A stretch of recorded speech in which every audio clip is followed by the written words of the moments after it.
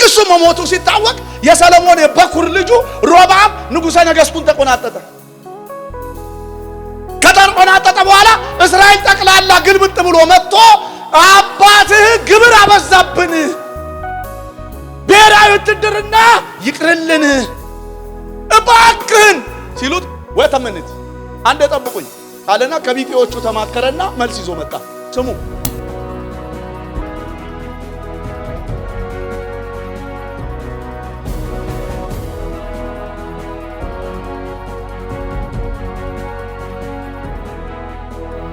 የኔችኛዋ ትንሿ ጣቴ ከአባቴ ወገብ ነው የምትወፍረው አለ። እሱ በሾህ ገረፋችሁ? አዎ ሲሉ በጊንጥ ነው መገረፋችሁ አለ። እስራኤል ከእሴይ ቤት ምን አለህ ብሎ ወደ ድንኳኑ ተመለሰ። ሮብዓም እድሉን ተበላ፣ ይሁዳን ይዞ ወጣ። እስራኤል ያኔ ነው ለሁለት የተከፈለችው። ኢዮርብዓም ደፈርስት ሺሻጋ ነበረ። የሰለሞንን መሞት ሲሰማ መጥቶ በእስራኤል መካከል ስለነበረ የእስራኤል ሹማምንቶች አምጥተው ቀብተው ላያቸው ላይ ንጉሥ አረጉት። ተከተሉኝ፣ እዚህ ጋር ነው ማብቀዬ። ንጉሥ አረጉት። እሱ ነገሰ። ከነገሰ በኋላ አንድ ፍርሃት ተቀላቀለው። ሃሌሉያ አሜን። ኢዮርብዓም ደፈርስት የንግስናውን ዋና ተቆናጠጠ። አራተኛው ንጉሥ መሆኑ ነው ከሳኦል። ኢየሩሳሌም እስራኤል ከተከፈለች በኋላ የመጀመሪያ ይሆናል። መጣና ንግስናውን ከተቆናጠጠ በኋላ አንድ ፍርሃት ተቀላቀለው። ምን አይነት ፍርሃት? ወርሺፑ በይሁዳ። በዛ ዘመን ወርሺፕ የነበረው ይሁዳ ስለነበረ በእስራኤል ያለው ህዝብ በሙሉ በአመት አንድ ጊዜ ወይም ሁለት ጊዜ ተነስቶ ወደ ኢየሩሳሌም ይሄዳል። የት? ይሁዳ ሄዶ እግዚአብሔርን ያመልካል። ይሄ ነገር ስጋት ፈጠረበት ኢዮርብዓም። አንድ ቀን ሄደው በዛው ይቀራሉ። ያጥንታቸው ፍላጭ የስጋቸው ቁራጭ የእሴይ ልጆች ናቸውና አንድ ቀን ወደ እሴይ ወደ አባታቸው ይመለሱብኛል ብሎ በጣም ስለፈራ ብድግ አለና በዳንና በቤቴል ጣዖት አስቀመጠ። ከእጃቸው ፍልቃቄ ወርቅ ወሰደ፣ ከጆሮአቸውና ከአንገታቸው ላይ ሀብላቸውን ወስዶ አድበለበለ። ከዛ በዳን አስቀመጠላቸው፣ በቤቴልም ተከለላቸውና ጥጃ በወርቅ ሰርቶ እስራኤል ሆይ አቤት ከግብፅ ከባርነት ሀገር ያወጣክ ይሄ ነው አላሉ። እንደ ዘመኑ ሰው በላታ እግዚኦ መረነ ክርስቶስ ምራቅ ቆጥበህ ብር ቆጥበህ ትችላለህ። በላልኩ እኮ እግዚኦ አንድ ሰው በ24 ሰዓት ውስጥ 1.7 ሊትር ምራቅ ያመነጫል። ተፍተህ አይደለም ውጣ ጨርሰው በል እግዚኦ ያስብላል እኮ ይሄ እግዚኦ ያስብላል እኮ። አንተ በምድረ በዳ ራሱን ገልጦ እባብና ጊንጡን እየገደለ በ10 ተአምራት ከግብፅ ምድር ያወጣቸው እግዚአብሔር ከምኔው ጠፋባቸው? ለዚህ ነው የትምህርት ክብደት የ30 ደቂቃ ትምህርት 30 ዓመትህን የሚያናጋው። ለዚህ ነው ከባድ ነው ትምህርት። ለዚህ ነው የኢዮርብዓም ትምህርት የሚባለው። የእስራኤልና የይሁዳ ነገስታት ጠቅላላ ያለቁት በዚህ ሰውዬ ትምህርት ነው። በኢዮርብዓም ትምህርት ያልተጠቃ ማን ነው? እነ ኢዩን ጨምሮ እነ ዮሳፍጥን ጨምሮ ታላላቅ የእግዚአብሔር ሰዎች ሁሉ ሳይቀሩ በነገር ግን ነው ዘመናቸው የተዘጋው። እኔ ለመርቃችሁ ግድ የላችሁ። የ30 ዓመት ሰው ሲመርቅ ይደርሳል። ነገራችሁ በነገር ግን አይዘጋ። ነበረች ነገር ግን አትባይ። ጥሩ ይጸልይ ነበር ነገር ግን አትባል። ወይ እግዚአብሔር ይወድ ነበር ነገር ግን አትባል። ሕይወታችሁ በነገር ግን አይዘጋ። መረኳችሁ ቀጥ መሄድ ይሁንላችሁ። እያሸነፉ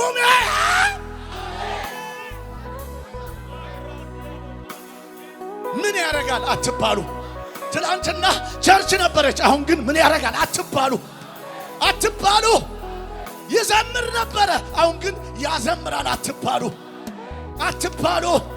ነብይ ነበረ፣ አሁን ሟርተኛ ሆነ አትባሉ። ወንጌላዊ ነበረ፣ አሁን ወንጌላዊ ሆነ አትባሉ።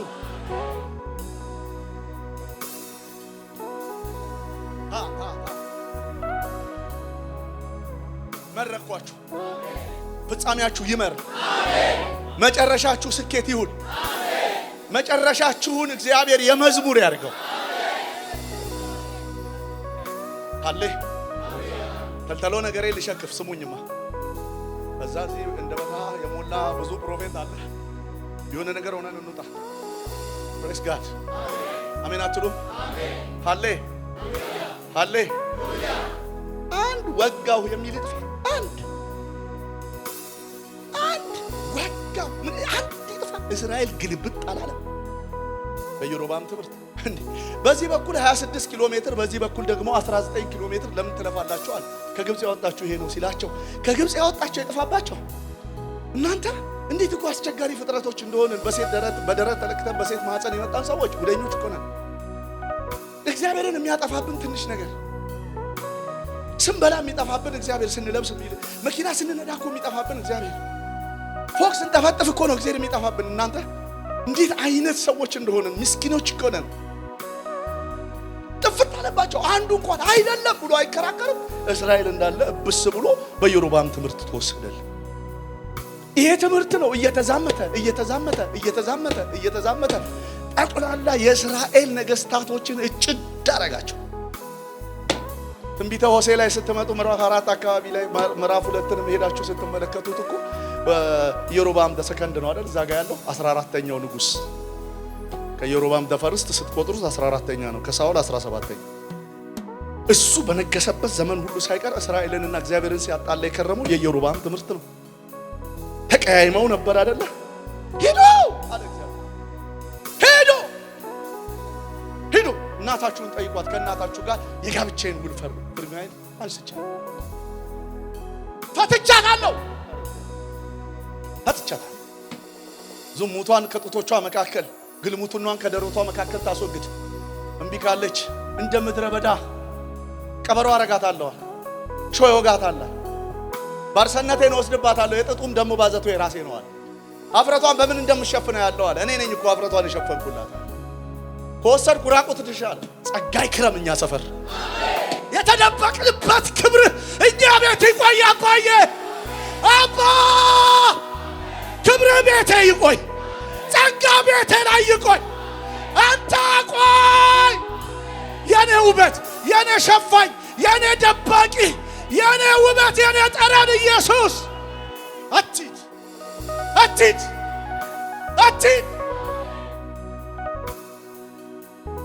የገባው ዳዊት አትውሰደው አለ። አትውሰደው ምኑን? ወርቁን፣ ዙፋኑን አይደለም፣ ቤተ መንግስት። መንፈስ ነው የደበቀኝ። መንፈስ ነው እንጀራ ያበላኝ። መንፈስ ነው ከምድረ በዳ ያመጣኝ። አልረሳውም ትናንትናዬን፣ የቀራንዮ ውጤት ነኝ።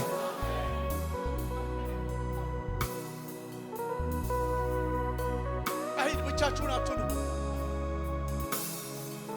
ዳዊትን እንዲህ ያሉት አይደል? አሁን አረጀ ደከመ፣ ማንም አጥቶት የለምና የልጅነት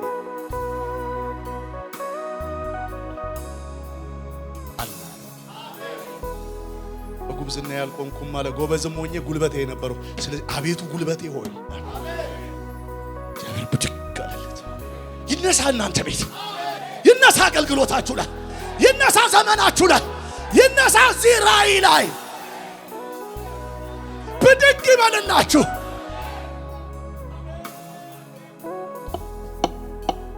እዛ ዘመን ወዳጆቼ ስር የሰደደ የኃጢአት ስር የሰደደ የበደል ጉስቁልና ይብቃ። አሜን። ከሀገራችን ላይ ይብቃ። የረጅም ዓመት ስር የሰደደ እኛ ቤት እየመጣ የሚያደክመን ነገር ይመታ። እስራኤልን እየተከታተለ የቀጠቀጣት እኮ ስር የሰደደ የኢዮሮብዓም ፈርስት ትምህርት እኮ ነው። እስከዛኛው ኢዮሮብዓም ድረስ እስራኤል በአራት መንግስታት ጥምር ስትገዛ በሳኦል በሆሴዕ ዘመን እግዚአብሔር ብድግ አለና ከተቀየማት እስራኤል ጋር አብሬ ያልሆንም ሲል ነብዩ ፕሮፌት አለ። አቤትና ተነስ ሂድና ጋለሞታ አግባ አለው። ጋለሞታ አግባ። የቤዴላይምን ልጅ ጎሜርን አገባት። ጋለሞታ ነች ግን አገባት። እስራኤል በእኔ ላይ እንዲህ ነች፣ ካገኘችው ዛፍ ጋር ትተኛለች። ተራራው ባሏ ነው አለ። ተቀይሜያታለሁ አለ። ውለድ ከሷ ነው ወለድ። ኢዝራኤል በለው አለ። ኢዝራኤል ማለት እበትንሃለሁ፣ አልፈልገውም ይሄን ህዝብ አለ።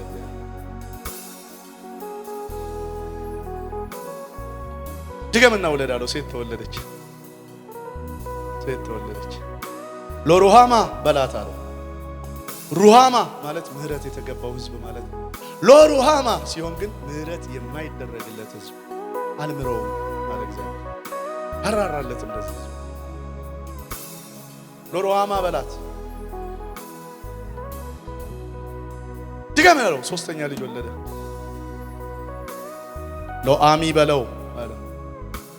ሎአሚ አሚ ማለት ህዝቤ ማለት ነው። ሎአሚ ህዝቤ አይደለህም። ሂድ ወደ ምትሄድበት። እንደ ሂሶጵ ሆነህብኛል፣ ስር እንደሌለው ተክል ግንብ ላይ እንደበቀለ ደርግንድህን ረስተሃል። አባት የለም ሂድ አለው እግዚአብሔር። ሂድ ብሆንማ አባት አላለም ሚክያስ ላይ ክብሬ ሂድ ነው አለ። ጌታስ ብሆን መፈራቴ? ሂድ በቃ ሂድ። ኦ ማይ ጋድ እግዚአብሔር ይሁነን። እስቲ አንድ ሰው አሜን ይበለኛ። በእንዲህ አይነት አሳዛኝ ምስቅልቅሎች ውስጥ እንደ ንግሥት ምዕራፍ 13 ላይ አንድ ቀጠን ያለች ፕሮፌት ከአዳማ አካባቢ ትመስለኛለች። ኢዮሮብዓም ዘፈርስት ማንም የሚደፍረው ባጣበት ጊዜ አይባ የለውም ንጉሥ ነው ቃሉ ይፈራል። ማን ይንካው? አንዳንዱ እኮ አይነኬ ነው። ከነካው ይወድቅብሃል። ድርምስምስ ነው የሚያደርግ። ማይነኩ እኮ አሉ፣ ማይገሰጹ ሰው ማይባሉ አልክ። እንደ ልቡ እንደ ልቡ እንደ ልቡ እንደ ልቡ። አንድ መዝሙር ስጠኝ ጌታ ሆይ። ጠዋት ኤፍሬም አለሙ፣ ከሰዓት ኤፍሬም ታምሩ የተደባለቀበት እንደ ልቡ እንደ ልቡ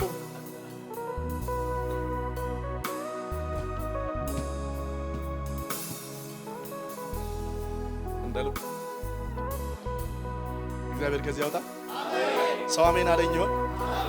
አንተ በእንደዚህ አይነት የደፈረሰ ሲቹዌሽን፣ በእንደዚህ አይነት ሃይባይ በጠፋበት ሲቹዌሽን እስራኤልም ዘመም ብሎ ንጉሥ ደጋፊ ሆኖ እግዚአብሔርን ሲረሳ በምድረ በዳ መጥቶ ውሃውን ቀይሮ ጓጉንቸር ልኮ ዝንብ ልኮ ንጉሥን ባዶ አስቀርቶ ያወጣው እግዚአብሔር ጠፋበት። ከላይ ከንጉሥ ቤት እስከ ሰራተኛዋ ቤት ድረስ በኩር ገሎ ያወጣው እግዚአብሔር ጠፋበት። አንተ ዘጸአት 12:51 ላይ በብርና በወርቅ በከብት ታጅቦ መውጣቱ ጠፋበት። አንተ ያስከበረውን ፈርዖንን እጁን ጠምዞ እግዚአብሔር እንዳወጣው የረሳውን ሕዝብ መካከል አንድ ቀጭን ፕሮፌት መጣች። ስሙ ያልተጻፈ ፕሮፌት፣ የትኛው ሚዲያ ያውቀው፣ መጽሔት ያውቀው፣ ወጣቀተ ያለ ነው ይችዋለሁ። እንደው አፈር ቦንኩለት። እንደው የሚገርም ልጅ ነው። ቀጭን እየሄደች መጣች። የአዳማ ልጅ ነው የሚመስለኝ።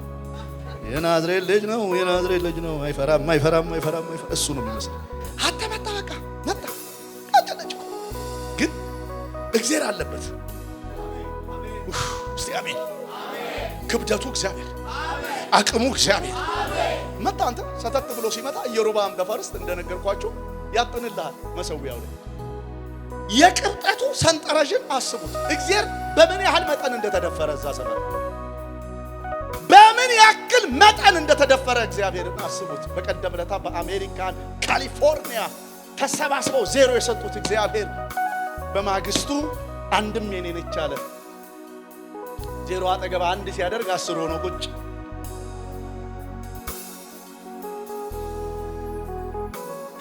ለበለባት አሉ አርገበገባት። ወይኔ አሜሪካ አንድ ልጅ እሳቷን ላጥፋ ላከኝ ሲል አይቻለሁ። እንትን ላይ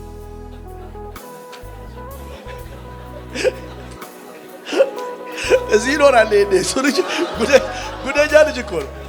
ላከኝ ሄሊኮፕተር ያላጠፋውን እሱ ሊያጠፋ። የኔ አባት አሳዘነኝ በእውነት። ጸልዬለታለሁ እንዲሄድ። በጣም እኮ ነው የሚገርመው። ንጉሠ ነገሥቱ እፍ ብሎ አበድሮ አኗሪ በሱ ትንፋሽ ኖሮ የሰው ልጅ መልሶ በትንፋሹ ይሰድበዋል። እፍ በታውሶ ትንፋሽ እኮ ነው የምንኖረው። በታውሶ እፍ አለብን በህይወት ኖርን ቢልታ አይልም እንጂ እግዚአብሔር ነው ወቢል እኮ የለንም። ጠቅላላችሁ ወደ ውስጥ አንድ ቢስብ እግዚአብሔር ወደ ውጭ ነው እንጂ የሚተነፍሰው። ተመስገን። አተንፍስ ወደ ውስጥ። እኔ አባት አንተ ሳምባ የለህም እንደ ዳግም። ወደ ውስጥ ብዙ አያስፈልግህም። ዳግም ነው የሚለው። አንተ አንዴ ነው ያልከው። በቃ ኖርንበት። በእፍ እኮ ነው የኖርከው። እፍ አለ ነው። በደሞዝ የኖርክ መስሎህ ነው። ባክስታ አይደለም ባጎታ እፍ ብሎ ነው ያኖረ። ሐዋርያቶቹንም እኮ እፍ ነው ያላቸው አይደል? እፍ ሂዱ በቃ አጋንንት አውጡ። እፍ ሂዱ። እፍ እኮ ሰራተኛ ነች እግዚአብሔር ዓለም ላይ። ፕሬስ ጋድ። ብዙ አሜን ቀንሳችኋል። አሁን ስብከቴን ወደ እንግሊዝኛ ልቀይር። አንድ 14 ሰው ይተርፋል። ከዛ መሸ እያላችሁ ትሄዳላችሁ። ጌታ ይባረክ። የሆነ አትሞስፌር የሚቀይር ጀግና የሚነሳ ግን አይመስላችሁም? የሆነ አንድ ሰው የሚነሳ አይመስላችሁም? የሆነ ያሸነፈጠ ሰው የሚነሳ አይመስላችሁም? የሆነ እግዚአብሔር መላሽ የሚነሳ ትውልድ አይታያችሁም ወይ? ለወጣትነቱ የማይኖር ለሞራልም ለዶላርም ለዩሮም ለኑሮም የማይሰግድ አንድ ጀነሬሽን፣ አንድ ያሸነፈጠ ትውልድ፣ አንድ እግዚአብሔርን ያለ አባባ እማማ የምትነሳ መስልህም? ኢየሱስ ጎፍታዳ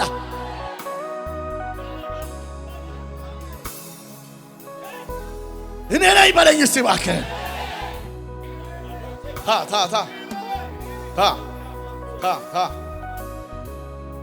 ኦ ማይ ጋድ እግዚአብሔር የላካቸው ይምጡልን እንጂ ጠረን ቀያሪዎች ከላይ እስከታች የሚያስተካክሉ አሜን። ግንባራቸው እንደ ቡላት ድንጋይ ጠንካራ፣ ቃላቸውም እንደ ሐሞት መራር፣ ከሊቅ እስከ ደቂቅ የማይፈሩ ስርዓተ እግዚአብሔር ላይ ሲሪየስ የሆኑ ይምጡልን እንጂ ጠረን የሚያጋቡብን እግዚአብሔር የሚያሸትቱን ይምጡ። ቆርቆሮ ማያወሩልን ይምጡ። አንተ ቀጭን ፕሮፌት መጣች፣ ግልምት ብሎልሃል ኢየሩሳሌም። እስራኤል ግምት ንጉሱ የቅብጠቱ ቅብጠት ያደረገው በትምህርት አበላሽቶ ህዝቡን ከእግዚአብሔር ሰርቆ ወስዶ አንሶት ከቤተ መንግስት መጥቶ ቤተ መቅደስ ድረስ እየወረደ ታች ወርዶ ማጥንቱን ይዞ ያጥናል። የካህኑን ቦታ ሁሉ ወስዷል። ዞር በል ካላቸው ዞር ይላሉ። ማንም ሰው እሱን አይናገርም። ያጥንልሃል አንተ ያለ ቦታው። መጣቻ ቀጭኗ ፕሮፌት እግዚአብሔር የተሞላች መጣች። ፊት ለፊቱ ቆመች።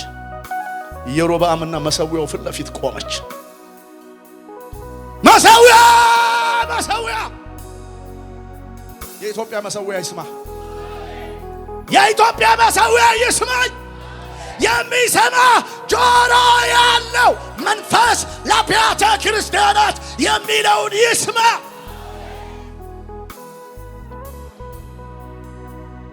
እግዚአብሔር የሌለበት መሰዊያ ይፈርሳል። ማንም ዘማዊ የሚሯሯጥበት ይፈርሳል። believe me ይፈርሳል።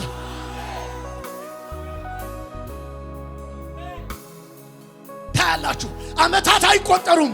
ብዙ እግዚአብሔር የሌለባቸው መድረኮችና ቸርቾች ይዘጋሉ።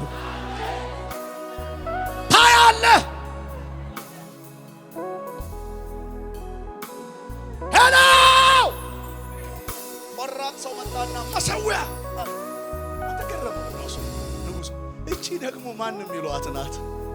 በንጉስ ፊት መሆኑን ረስቷል። በል መሰዊያ ሆይ መሰዊያ ሆይ ትፈርሳለህ፣ አመድህም ይፈሳል። የሐሰተኛ ነቢያቶች ደግሞ አስከሬናቸው ሳይቀር ይቃጠልብሃል። ስማኝ፣ ሕፃን ይወለዳል፣ እግዚአብሔርን ወደ ከተማ የሚመልስ ስሙም ዮስያስ ይባላል። ታሪክ አዳሽ በኢዮርብዓም መንገድ ያልሄደ በአባቱ በዳዊት መንገድ ሄደ ኢዮስያስ። አሜን። ይህ ትንቢት በተነገረ በ341ኛው ዓመት ላይ ኢዮስያስ ተወለደ። በ8 ዓመቱ ቁጭ አለበት ዙፋኑ ላይ።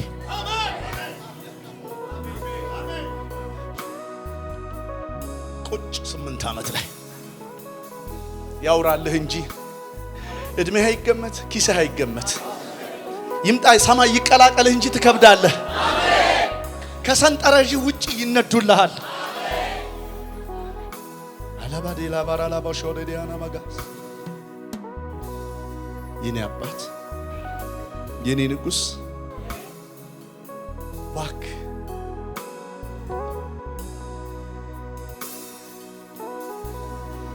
እባክህ ደከመን እውነት ደከመን ጌታ ሆይ